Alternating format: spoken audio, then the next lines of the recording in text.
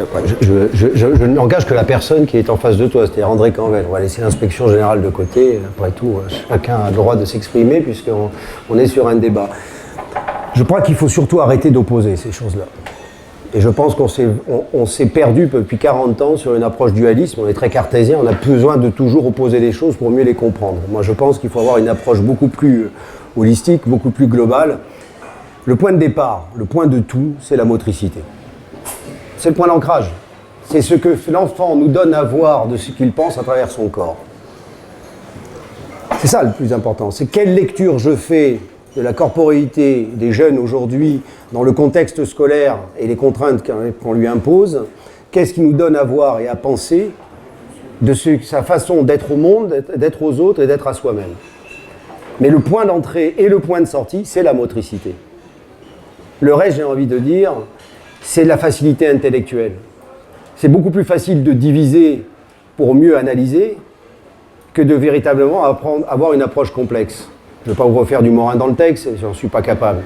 Mais l'idée, ça n'est d'essayer de ne plus opposer. C'est un peu le débat que j'ai soulevé lorsque j'ai fait quelques interventions autour de la notion de culture scolaire, de culture physique scolaire.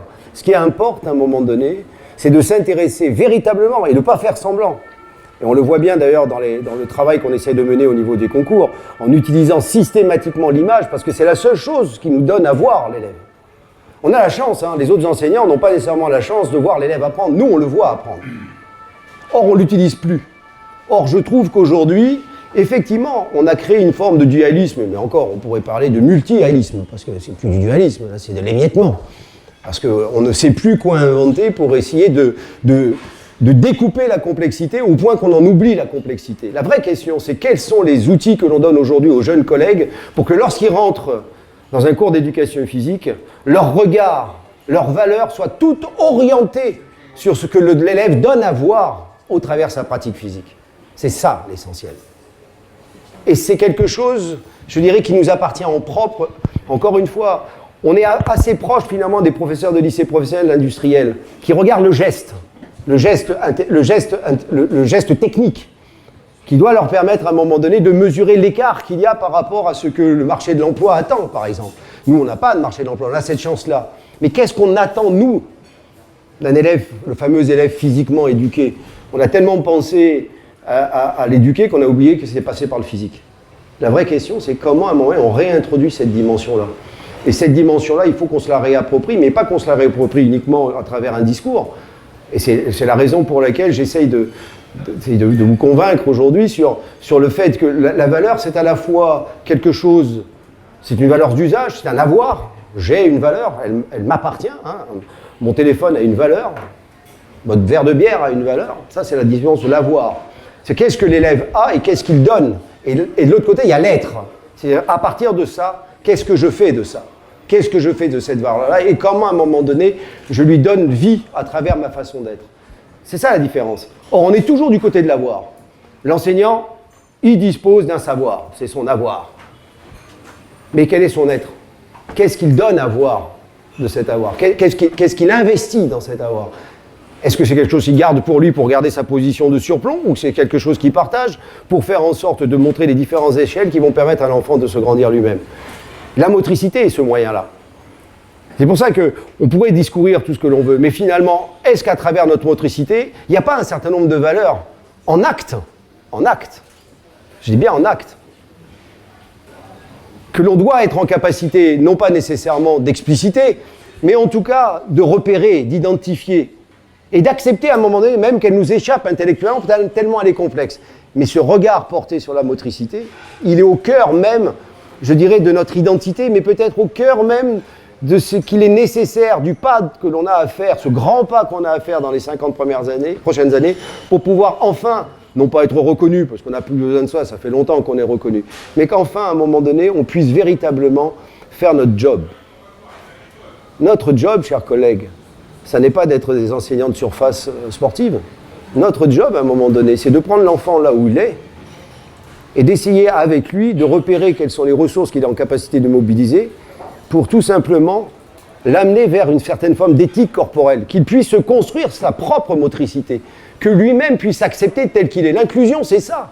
s'accepter tel que je suis et utiliser les forces que la nature m'a données, celles dont je dispose ou celles dont je ne dispose pas, mais comment je conjugue cela pour à un moment donné, au travers de ma motricité, exprimer mes propres valeurs, ma façon dont je vis avec mon corps.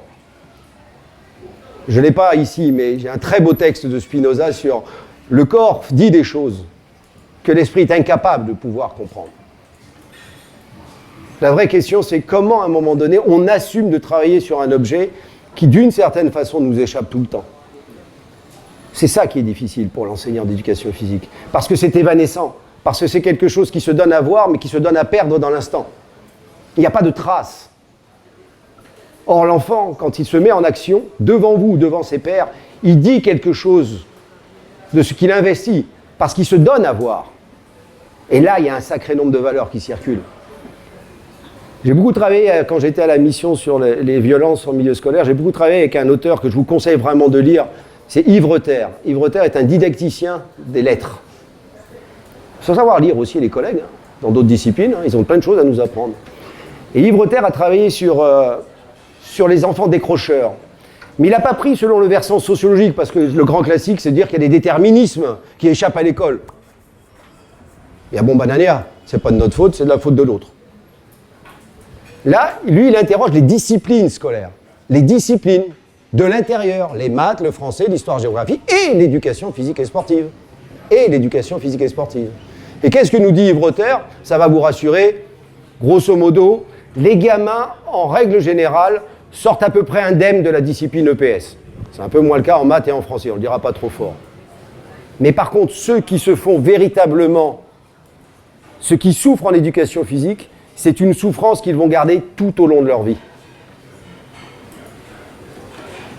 C'est-à-dire que le gamin qui, à un moment donné, se retrouve face au regard porté sur les autres, face au regard que l'enseignant porte sur sa motricité, et qui se sent dans l'incapacité de pouvoir produire ce que la doxa attend de lui, hein, cette espèce de norme, hein, cette norme sportive, ou cette norme performative, ou cette norme sociale, eh bien, ce gamin-là, il va être brûlé au fer rouge. L'illustration qui m'a été donnée par Yves Reter, c'est une gamine qui décroche en CM2. Elle décroche en CM2. Il faisait des entretiens semi-directifs avec ces enfants-là. Et la gamine parle, donc il lui fait parler des maths, du français, de l'histoire géo, et il arrive sur l'éducation physique et sportive, la gamine tombe en larmes. Décrocheuse. Elle n'était plus à l'école, hein, depuis 1 an. Et elle ne voulait même pas être suivie à l'extérieur. Et là, la gamine a réussi dans l'entretien semi-directif à dire « Mais monsieur, quand à un moment donné, il a fallu que je me mette en maillot de bain pour aller à la piscine, et que maman n'a pas vérifié que mon maillot de bain était troué, et que quand je suis déshabillé dans les vestiaires, que l'enseignant ou l'enseignante qui était là m'a fait cette remarque-là devant tous les autres. Cette gamine n'a jamais pu être à la piscine et n'a jamais pu être à l'école. » Vous voyez ? C'est ce que Eric appellera après le tact. Faire preuve de tact. C'est-à-dire que ce genre de choses, on le fait toutes et tous au quotidien sans même s'en rendre compte. Et pourtant, c'est cet épiphénomène-là, ce truc dérisoire, qui a fait que cet enfant n'est plus jamais allé à l'école. Alors l'éducation physique n'est pas exempte de critique. L'éducation physique donne à voir la chose la plus sensible, la chose la plus personnelle, c'est son propre corps. Un certain nombre d'entre vous ne me connaissez pas, ils vont me connaître d'abord à travers mon corps et après à travers mes propos. Mais c'est d'abord ce que je dis avec mon corps, ce que j'exprime avec mon corps qui va être retenu en priorité. Et cette question-là est une question hyper importante pour tout enseignant d'éducation physique et sportive. N'oublions jamais que ce à quoi on touche, c'est la partie la plus intime de l'individu. Et c'est la partie aujourd'hui qui est la plus exposée qu'il soit. Pour aller travailler sur la question du harcèlement, dans 99% des cas, ça se termine par un harcèlement psychologique, mais ça commence dans 90% des cas par le corps. D'accord ? Et on est des harceleurs potentiels. Proposer un cycle de handball, je fais exprès, il y a Pascal qui est là, à des gamins en classe de 4e en pleine transformation, n'adaptez pas ce cycle-là et proposez-leur aucun aménagement et mettez-les dans une configuration où à un moment donné, ce que vous allez leur demander en termes de motricité est tout simplement inaccessible. Inaccessible. Attraper une petite balle, dure, en déplacement, avec une opposition réelle, avec des cages limitées et à distance, vous allez tout simplement générer quoi? 90% de gamins qui vous diront « halte au feu, l'éducation physique, c'est pas fait pour moi. La motricité, c'est pas fait pour moi. » C'est ça la vraie question, chers collègues. La vraie question, c'est qu'est-ce que l'on donne à faire à nos enfants et nos adolescents dans nos établissements scolaires pour qu'enfin, on leur donne la possibilité, certes pas longtemps, certes pas suffisamment, on est bien d'accord, mais cette possibilité qui fait qu'à un moment donné, ils vont apprendre par corps, ils vont apprendre avec leur corps. Mais si vous leur interdisez dès le départ, par la situation que vous posez, leur interdisez tout simplement d'accéder à la situation, ben tout simplement, ils n'apprendront pas grâce à vous. Voilà le problème. C'est ça notre problème. On peut développer tous les discours sur les valeurs, ça commence là. C'est pour ça que la valeur est d'abord et avant tout incarnée dans la situation que vous proposez. Parce qu'elle vient toucher à la personne. Rappelez-vous ce que disait tout à l'heure Roboul, la rencontre. Et il y en a un autre qui dit, Ricoeur, il appelle la promesse. La rencontre doit définir la promesse. Vous ne pouvez pas faire une situation sans promesse pour tous les enfants. Si vous laissez 3/4 des gamins dans une situation, votre promesse est assez limitée. D'accord? C'est ça la gageure. C'est ça notre problématique. Donc pour essayer de finir à répondre à la question, je pense que la question que tu évoques est une question centrale et qu'il va falloir que l'on cesse, aussi bien dans les centres de formation qu'au niveau institutionnel, de considérer qu'il y a une forme de dualité qui constitue d'exister dans notre champ. Il n'y a pas de dualité, il y a un monisme. C'est ce travail que l'on doit faire. Tout commence et tout finit dans la motricité et par la motricité. C'est comme ça que l'enfant se rencontre l'autre. Et c'est comme ça que l'enfant promet à l'autre. Quand vous faites un jeu sportif collectif, il y a une promesse qui s'engage entre les jeunes, entre les adversaires et les partenaires. Il y a une promesse, celle de se construire à un moment donné une histoire collective. Et si vous ne pouvez pas, parce que la situation que vous mettez en place ne permet pas à l'enfant de coopérer et de s'opposer au niveau des ressources qu'il lui dispose, vous lui interdirez d'écrire cette histoire-là. Ça ne vous empêchera pas d'évaluer et de mettre 14, ce n'est pas un problème. Par contre, vous n'aurez pas respecté votre partie, je dirais, d'engagement et de contrat vis-à-vis des jeunes. C'est ça notre boulot. C'est pour ça que c'est si difficile à faire.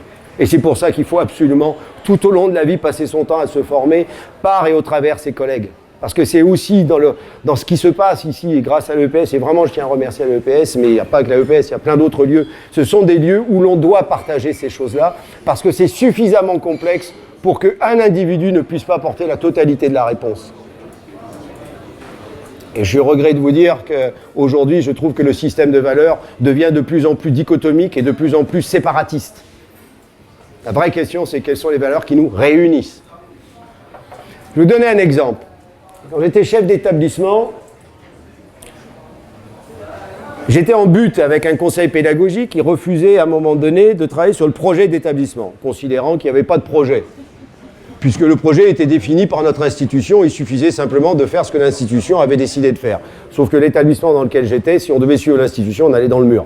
Donc il fallait un peu désobéir civiquement, quoi. D'accord ? C'est ça aussi la valeur. C'est une valeur de résistance.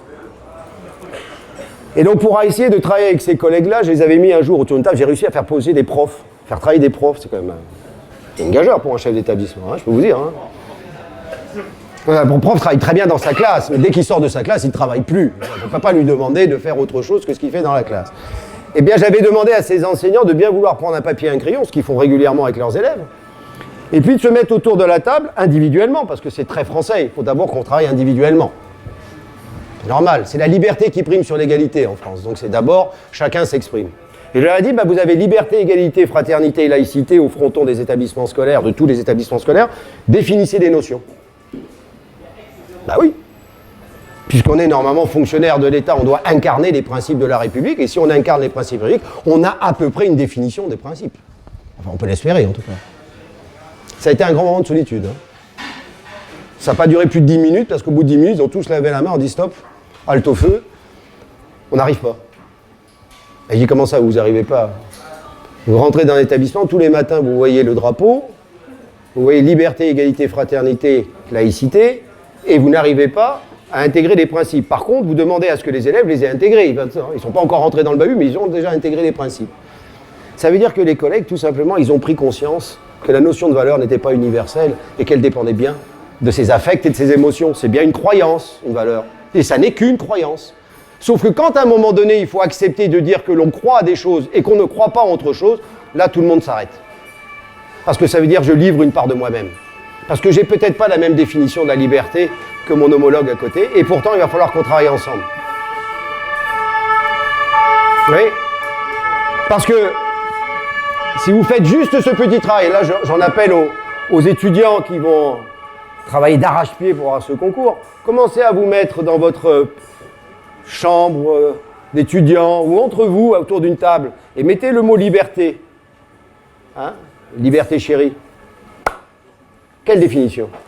Vous laissez vos portables de côté, vous laissez votre internet de côté, vous laissez tout de côté et vous dites, moi, citoyen français, d'ailleurs on peut dire c'est quoi être citoyen, c'est quoi pour moi la liberté? Eh bien vous allez très vite vous rendre compte que si vous allez au bout du terme de liberté, vous allez très vite vous rendre compte que la liberté s'oppose radicalement à un autre principe de la République, l'égalité. Alors comment faire? Ça s'appelle un dilemme. Comment faire dans une classe pour à la fois travailler avec chacun, la liberté, et avec tous, l'égalité? Entre les deux, mon cœur balance. C'est ça, piloté par les valeurs. Est-ce que je suis un libéral, et je considère que finalement, chacun doit pouvoir poursuivre son chemin, même si ça va dans le mur, pour certains, si c'est son chemin, qu'il y aille. Ou est-ce que ma façon de piloter ma classe, c'est de dire, on est un collectif, j'emmène un collectif ensemble, de façon égalitaire ou équitable, on pourrait discuter, vers un but, une finalité qui serait commune.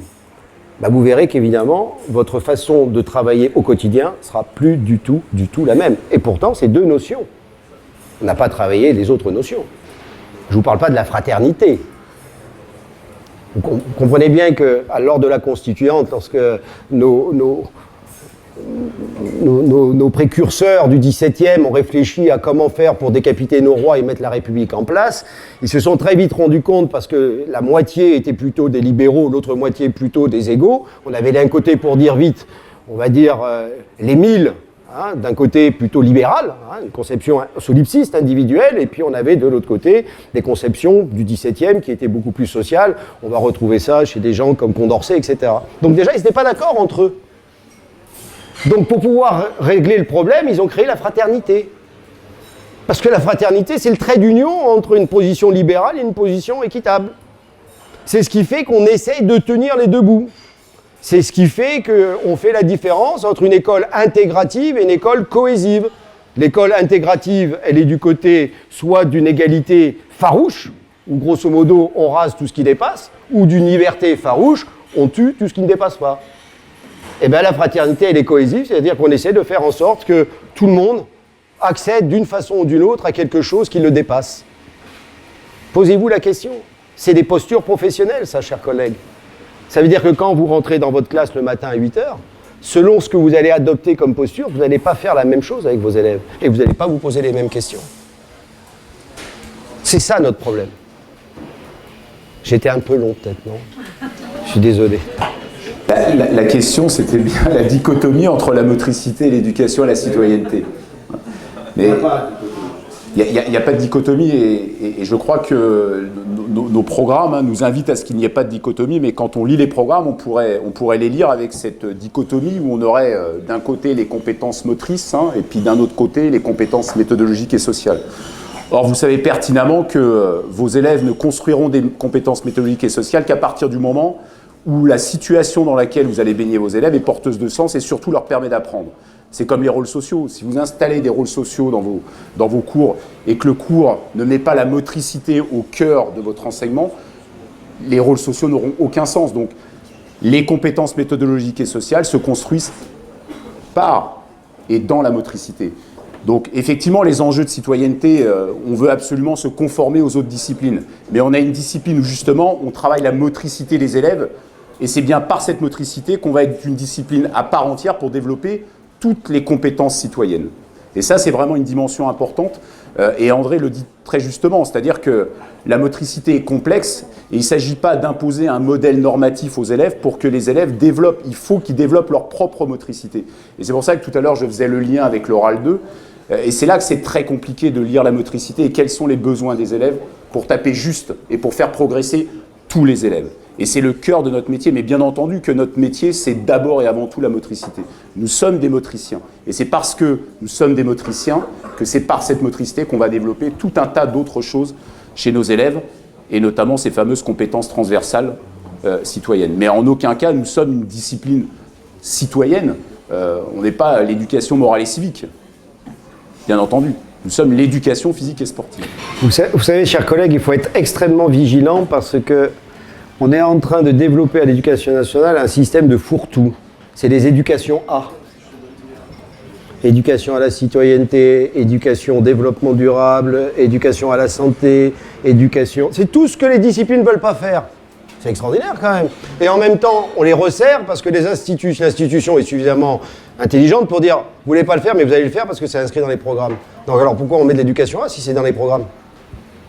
Ouais. Bien sûr que ça ne doit pas être à l'extérieur, c'est dans les programmes, mais la vraie question c'est comment on l'intègre dans les programmes et surtout comment on l'intègre dans l'écologie de la classe. C'est ça la problématique. Si seulement faire de l'écologie, de l'éducation physique écologique, c'est de faire ramasser les papiers à des gamins sur une CO, pour moi c'est pas ça. La première chose de l'écologie, c'est déjà apprendre à se mouvoir avec son corps dans un environnement qu'on ne connaît pas. C'est déjà ça l'écologie. L'écologie, ça passe déjà par le développement de soi. Commençons par se développer soi-même. Ça ne veut pas dire qu'il ne faut pas être respectueux de l'environnement, mais il ne faut pas non plus dévoyer le travail de moteur. Ça importe, c'est quand même ce que l'élève va produire à un moment donné dans un environnement qui ne lui est pas nécessairement connaissable et qui va découvrir avec son corps, par sa motricité. Et de ce point de vue-là, le PS est riche, puisque l'entrée par les champs d'apprentissage permettent de confronter la motricité de l'élève à différents types d'environnements. Et c'est ce qui fait la richesse de l'éducation physique et sportive. On construit une motricité différente suivant les champs d'apprentissage. Vous le savez bien, le champ 1, on est sur une motricité où l'élève doit produire sa propre performance par rapport dans un environnement stable, où il doit mobiliser au maximum ses ressources pour réaliser une performance, sa propre performance maximale. Mais quand on engage la motricité de l'élève dans un autre environnement que sont les activités physiques de pleine nature, on engage un autre type de motricité. Et là, on engage l'affectivité, mais la capacité à s'adapter à un environnement incertain. Donc c'est un autre type de rapport à l'environnement, c'est une autre motricité et c'est un autre corps qui parle. Pareil, quand vous êtes dans une motricité type CA3, on est sur une activité qui se donne à voir. Et là aussi, pareil, c'est être capable de réaliser une prestation à dimension artistique ou gymnique destinée à être vue et appréciée. Pareil, on engage l'élève, on engage la motricité de l'élève dans un autre environnement et c'est d'autres ressources qu'on mobilise. Pareil, le champ 4, on est sur une activité d'opposition individuelle ou collective qui engage d'autres ressources, d'autres rapports au corps et au corps des autres. Et quand on est dans le CA5, c'est un rapport vers soi, puisque l'objectif de la CA5, quelles que soient les activités support, c'est bien se fixer un projet d'entraînement personnel au regard de mobiles et de thèmes d'entraînement qu'on s'est fixés par rapport à ses propres ressources et à ce qu'on veut faire de son propre corps. Donc vous voyez bien que la motricité ne peut être qu'au cœur de l'éducation physique et sportive et l'entrée par les champs d'apprentissage et l'exigence des programmes du collège au lycée de traverser ces différents champs d'apprentissage et ces différentes expériences qui vont mobiliser la motricité et donc les ressources différemment suivant les environnements est une dimension essentielle et c'est le cœur de l'identité de notre discipline. Et en cela, les disciplines ont vraiment évolué parce que vous savez bien, dans l'histoire de la discipline, on a eu quand même une offre de formation qui engageait la motricité dans un type. On était vraiment dans des activités performatives, dans des activités où c'était beaucoup la C1 ou le champ 1 et le champ 4. Et la conséquence, c'est qu'on laissait de côté certainement d'autres types de motricité ou d'autres types d'élèves qui pouvaient faire valoir d'autres ressources et d'autres compétences. Je pense à l'escalade en particulier ou les arts du cirque. Moi, je me rappelle, j'étais dans un établissement en éducation prioritaire. Lorsque je faisais escalade avec mes élèves, le rapport de force ou le rapport de hiérarchie au sein de la classe était complètement modifié. Parce que, au-delà du rapport poids-puissance, il y a la dimension affective et des gamins qui engagent leur motricité pour grimper à 9 mètres sur un mur bah, je peux vous dire qu'ils avaient les chocottes, et puis je pouvais avoir des élèves peut-être un peu moins sportives, et qui s'engageaient sans appréhension, et donc là tout d'un coup le rapport hiérarchique à la classe était différent. De la même façon, quand on engage aujourd'hui, et c'est un bien, qu'on engage nos élèves dans des activités de démarche de création artistique, hein, on est sur la démarche de création artistique et pas sur la reproduction de formes corporelles comme peuvent l'être les activités gymniques, on engage un autre type de rapport au corps, et c'est particulièrement riche et intéressant, et on valorise aussi d'autres motricités et d'autres compétences et d'autres élèves qui peuvent réussir par et dans l'éducation physique et sportive. Et moi, je le défends vraiment mordicus, cette entrée par les champs et cette entrée polyvalente et le respect de l'ADN des champs. Le respect de l'ADN des champs. Parce que j'ai vu de l'athlé, c'était pas de l'athlé, c'est pas du CA1, c'était du CA3. Voilà, il faut... Quand on est dans un champ, on est dans une logique d'ADN performative, d'opposition, d'adaptation au milieu, etc., etc. Donc ça, effectivement, c'est une dimension importante et il faut tenir bon là-dessus parce que c'est notre matrice, c'est notre identité. Mais c'est bien aussi par rapport à ces contextes d'environnement qu'on va développer aussi d'autres compétences citoyennes, bien entendu.